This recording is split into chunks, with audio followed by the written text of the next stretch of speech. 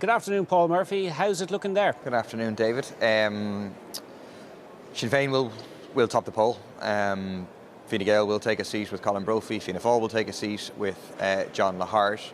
I think Ciarán Ahern of the Labour Party is likely to effectively take what would have been Francis Duffy's seat of the Green Party.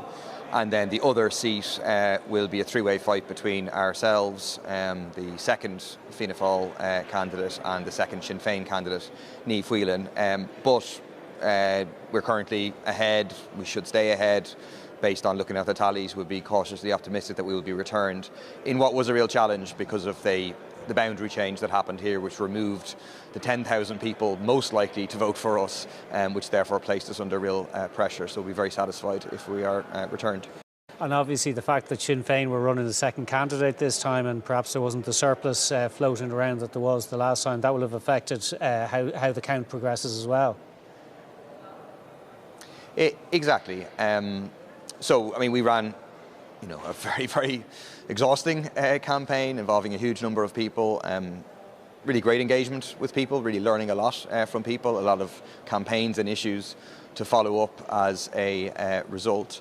I think, it's important to say that within all this detail, right, the broad picture is that Fianna Fáil and Fine Gael are getting the lowest vote combined in history. If you went back 40 years, Fianna Fáil and Fine Gael would both be on around 40% on their own, 80% combined. Now they're down at 40% together. So the momentum is still behind change.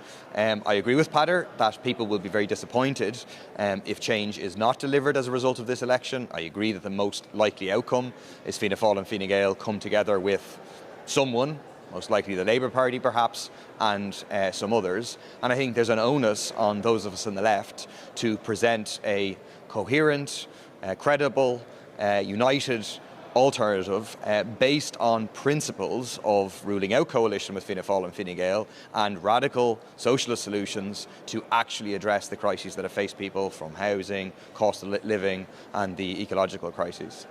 OK. When do you expect a first count there?